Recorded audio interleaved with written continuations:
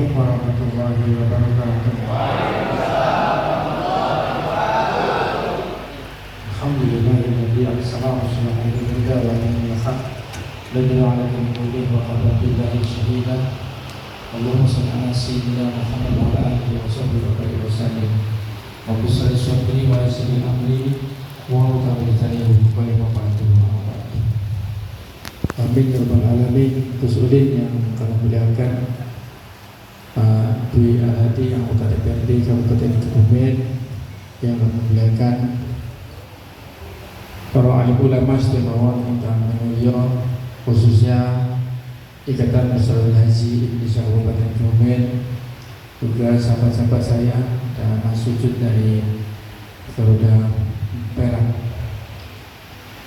Para hadirin, terima kasih atas kehadiran dan undangannya, sehingga alhamdulillah hari ini bersama-sama kita bertekad mewujudkan keberlanjutan pembangunan di Kabupaten Kebumen.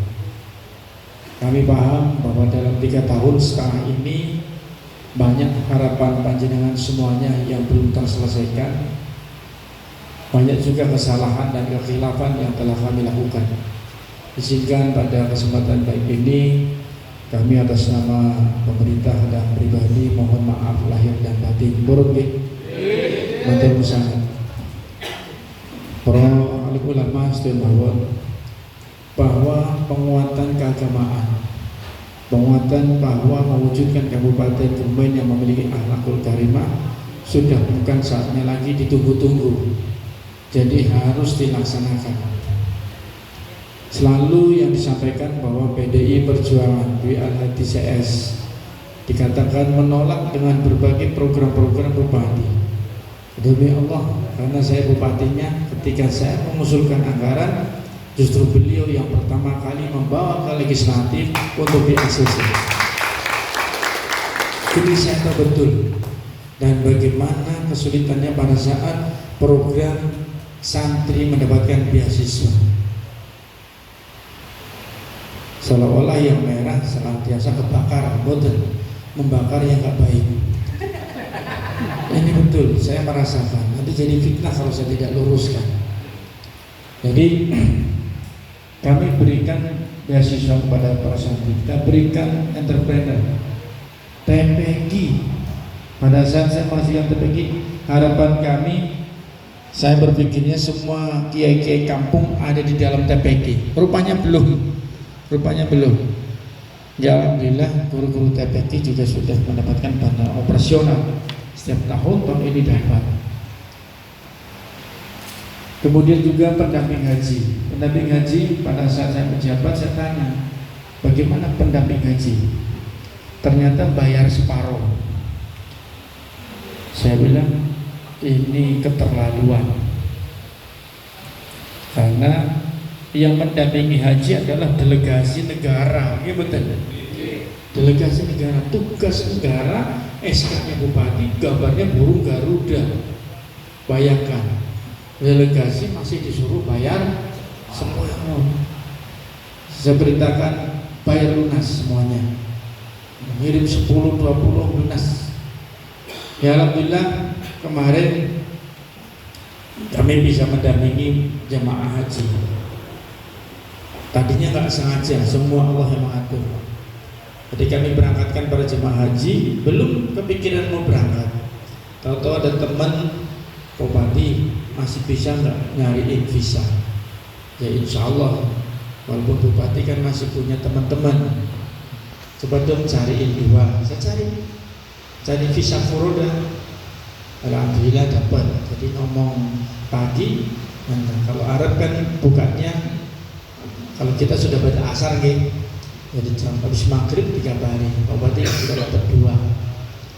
Terus share 2, ternyata minta lagi, Pak Bupati, saya minta 2 lagi buat ajudan sama istrinya. Oke, langsung saya telepon. Jadi pas masih di Arab, jam-jam 21 sini, saya tanya, Ustaz, saya mau tambah 2. Ada enggak? Kalau buat Pak Bupati jangankan 2, 20 juga disiapin. Keren. Ini S2. Oh kalau gitu aku berangkat lah. Makanya langsung saya ngirim visa sama paspor menjelang masuk hidup, ya, bisa melihat betul bagaimana kesulitan para pembimbing haji. Pertama, kalau ada yang nyasar, yang nganterin sinten? Pembimbing ya. Duitnya sinten? Mbak taksi. Taksi itu kalau lagi hari normal 30-40 real, sudah PP dari Masjidil Haram ke Tanim balik lagi 30-40 real. Nah kalau lagi musim haji satu jalan itu 100 real, itu aja susah, perginya jauh banget gitu kan. Saya merasakan betul itu. Wah ini kalau begini ternyata jadi bupati tambah zolim lagi. Jadi pendamping haji itu juga tidak hanya bayar gratis, harus disangoni. Ya betul, betul. Karena tidak ada anggaran untuk seperti tadi. Terus kemudian misalkan maktab kita kedatangan orang nyasar, kan nggak mungkin. Udah jemput aja ke sini, kadang-kadang diantar. Ini betul. Kemarin yang saya cek banyak yang masuk ke posko kita. Ternyata ditelepon kubu orang sebelah yang ditelepon itu, tolong dong dianterin. Saya yakin karena yang ditelepon itu juga sama, nggak punya ongkos. Belum ada yang dari Gombong tuh, orang tuanya Mbak Ulfah kalau nggak salah, itu di rumah sakit, dirujuk ke rumah sakit yang paling mahal di sana, didampingi betul, ya, dampingi betul sama Mbak Ulfah. Mbak Ulfah telepon saya, Pak Bati, orang tua saya gini-gini, pas saya udah di sana, Mbak Ulfah saya di sini. Tenang saja, orang tuamu sudah dilayani dengan baik. Walaupun saya tahu mungkin Mbak Ulfah ke sebelah nggak apa-apa. Tapi tetap semuanya adalah yang terbaik untuk warga Kebumen. Jadi karena alhamdulillah saya melihat betul bagaimana pelaksanaan, kesulitannya seperti apa. Ya bagaimana kalau dulu masih bayar separuh. Nah ini ngeri sekali. Ini salah satunya para alim ulama yang hadir semuanya. Tidak hanya itu, bahwa penguatan moral itu sekarang tidak bisa ditunda. Anak SD itu sekarang sudah bisa menggunakan obat keras atau hampir dikatakan seperti narkoba. Tanya Pak Sujud yang tahu di lapangan, anak SD. Jadi kenapa Ari Sugianto berdiri di hadapan Bapak semuanya sampai detik ini belum pernah belum pernah merokok, belum pernah ada minuman alkohol yang lewat tenggorokan? Ya karena memang dari kecil ketika sudah dipatri, hatinya dipatri, oh ini nggak baik, ini nggak baik. Ya insya Allah juga ini akan mendarah daging. Nah anak-anak sekarang harus seperti tadi.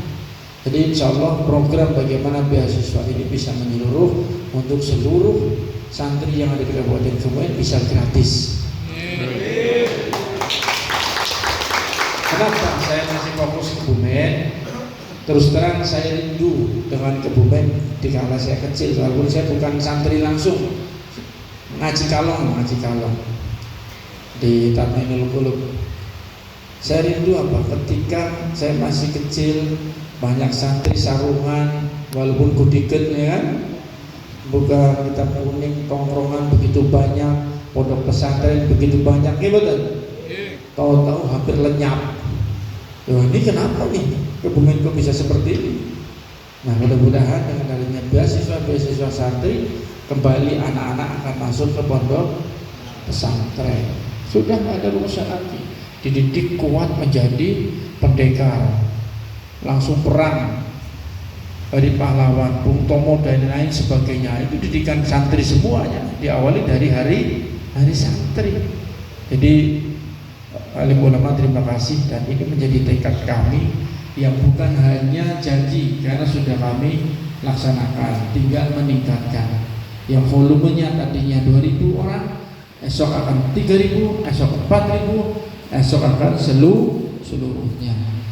Termasuk juga peningkatan santri dengan UMKM dan entrepreneur yang kita bersama dengan Pertamina. Tahun ini kami memberangkatkan 5 anak kita untuk sekolah di Pertamina gratis. 5 Kita mengajukan ke STAN 100, alhamdulillah di ACC 15 anak Kabupaten Kebumen sekolah di STAN balik ke Kebumen, terbanyak se-Indonesia. Guru-guru TK kita gratiskan sekolah peningkatan, ada 51, 26 dari kabupaten, 25 dari universitas terbuka, terserap 46. Jadi beberapa peningkatan sumber daya manusia dari pendidik dan lain sebagainya. Jadi alhamdulillah tadi malam saya juga silaturahim ke tokoh ya, tokoh alhamdulillah beliau menyampaikan Pak Bupati, komunikasi yang saya rasa mudah seorang bupati baru jenengan. Saya ngalami macam-macam tadi malam di daerah Soka tadi malam, mudah-mudahan paham. Jadi alhamdulillah itu yang dirasakan. Tetapi para hadirin, kita tahu bahwa pesta demokrasi adalah memilih. Sekarang pilihannya ada dua, kalau nggak barat, kalau nggak timur. Kami dengan barat secara kapasitas keuangan itu nggak ada seujung kukunya.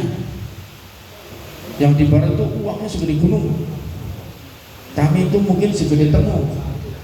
Ya betul. Tapi insya Allah bahwa tekad kita untuk pengabdian apa yang sudah dilakukan dan tidak kosong-kosong banget lah, insya Allah ini akan membawa tekad bagi kita semua mewujudkan Kebumen yang lebih baik. Sepakat ya? Itu baru hadirin yang bisa kami sampaikan. Yang pasti demokrasi memang memilih, dan hari ini dari tadi malam saya cukup prihatin ketika seorang bupati harus ditutup-tutup pintunya. Tadi mau datang ke salah satu pelantikan keluarga besar Nahdlatul Ulama, pastinya ada yang membendung di sana. Ada mengundang dari kelompok keluarga besar NU juga ada yang membendung di sana.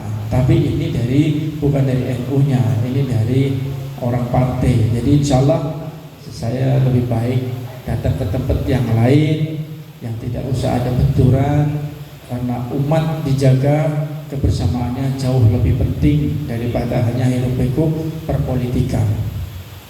Gambar-gambar saya di Alian, di Poncowarno disobek-sobekin. Saya bilang ya sudahlah, biarkan saja. Kalau tempur biarkan saya pribadi yang tempur. Teman-teman semuanya para alim ulama berdoa, mendorong, berkolaborasi bersama.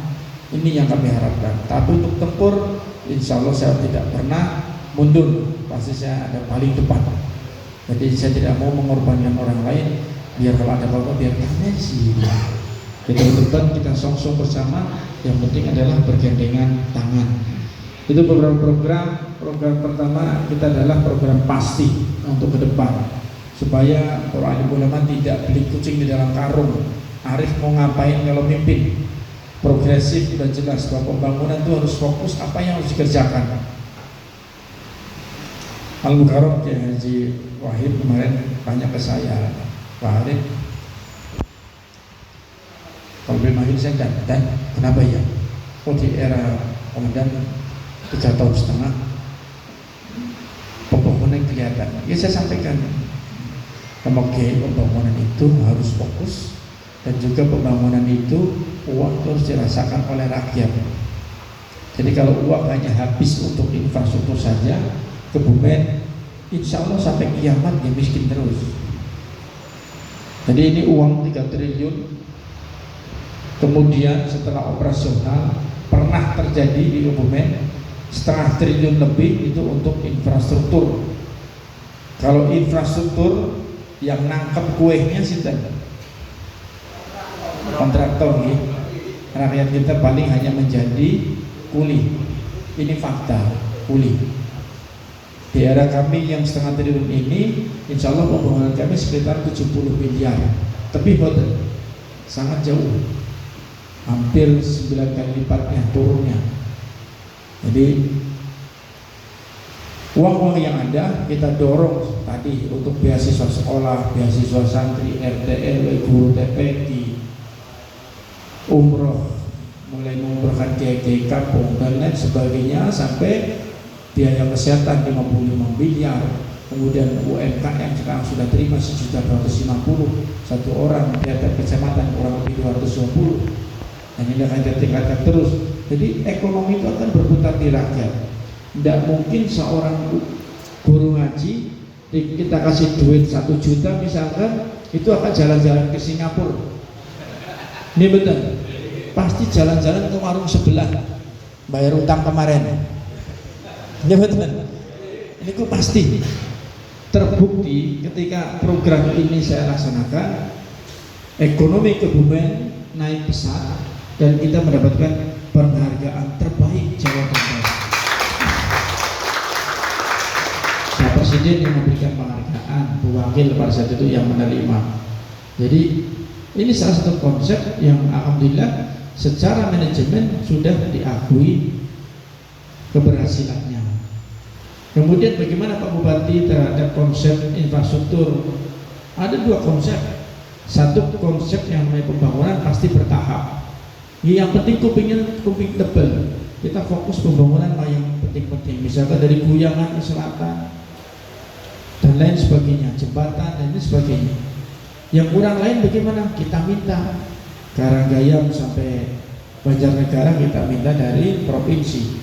Kemudian dari Gebluk sampai Candirenggo 20 miliar kita minta ke provinsi. Kemudian dari Jalan Dendeles kita minta ke presiden. Kemudian dari Karangbolong sampai ke Logending minta Pak Presiden, karena besar sekali 240 miliar, nggak sanggup kita. Kemudian kita juga mendapatkan jembatan yang di Poring nyebrang itu yang meletos, ada 40-an miliar, alhamdulillah sudah taken, tinggal pembangunan ini juga kita minta ke pusat. Ada lagi jalan dari Gombong sampai Karangbolong yang sekarang hancur lebur berantakan, betul.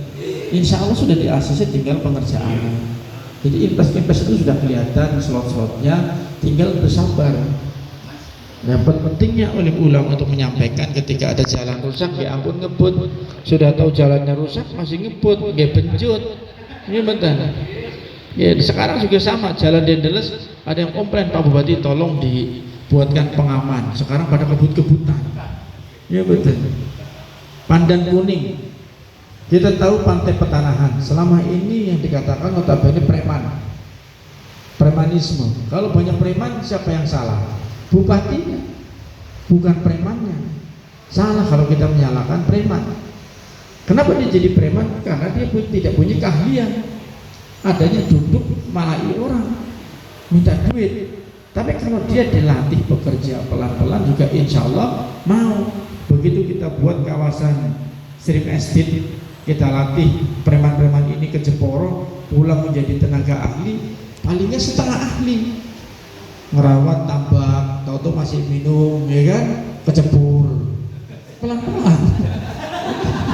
Ini fakta. Jebur itu loh kocoknya untuk nggak kemambang. Akhirnya terus dilatih sekarang profesional. Kita rapikan Pandan Kuning jadi objek wisata, warung-warung bisa tertata rapi untuk lebih ramai lagi. Nah ini beberapa konsep pembangunan ke depan tentang peningkatan ekonomi itu yang bisa kami sampaikan. Seperti hanya perparkiran, biasanya tidak ada tolak ukurnya, terima moratorium dan lain sebagainya. Sekarang enggak, tek selesai. Yang penting uang masuk, kita berikan lagi ke rakyat. Jadi para alim ulama yang hadir semuanya, Pak Kartiko terima kasih. Hari ini insya Allah 1 minggu lagi saya akan cuti. Mohon doa dan dukungannya untuk kemenangan Kabupaten Kebumen. Insya Allah tekad kami, tekad untuk pengabdian yang terbaik bagi rakyat. Alhamdulillah 65 penghargaan baik nasional maupun internasional sudah kami berikan. Dan alhamdulillah juga selama kami menjabat, laporan kekayaan negara saya, laporan kekayaan yang tentunya bisa diakses oleh semua orang, alhamdulillah turun hampir 6 miliar. Jadi kalau mau diperiksa di rumah saya digeledah, ya monggo, insya Allah nggak akan keluar duit kecuali nota utang. Utang nggak ada itu. Ngaten gitu. Jadi Memang nggak mudah. Ketika saya baru jadi bupati 3 hari, teman-teman kontraktor tadi datang ke saya itu bawa surat geser-geser jabatan. Memang ini jabatan-jabatan yang harusnya orangnya mudah diatur, nah ini kan repot. Nah, memang saya tidak masuk satu orang. Hatur hadirin, saya yakin Kebumen mampu. Kemiskinan yang kita hadapi selama ini, yang dikatakan kabupaten termiskin, kalau ditanya Pak Bupati sekarang masih termiskin. Jadi posisinya itu begini, ini daratan, ini jurang. Kita itu ada di jurang.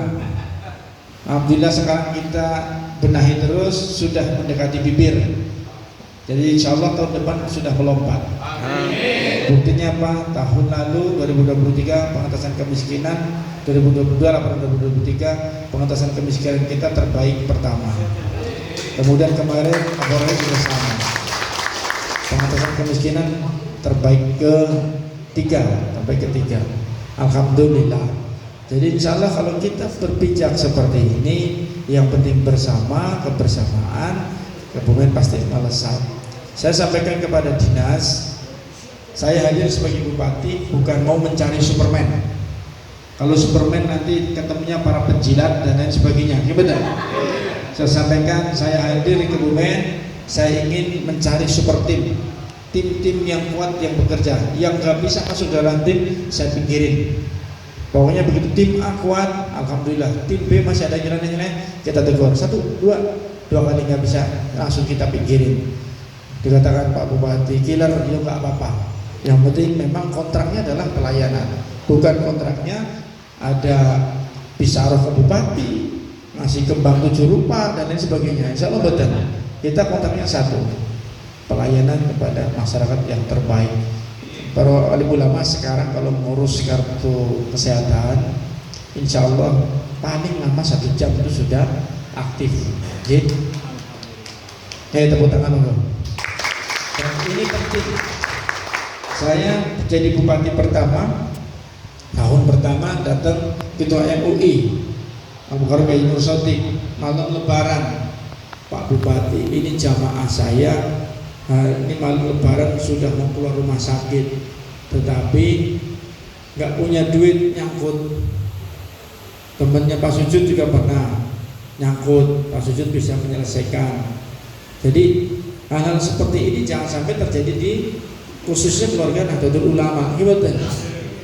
Keluarga Nahdlatul Ulama kan ke atas itu Kang Ngarit, gimana? Ke atas itu Kang Deret.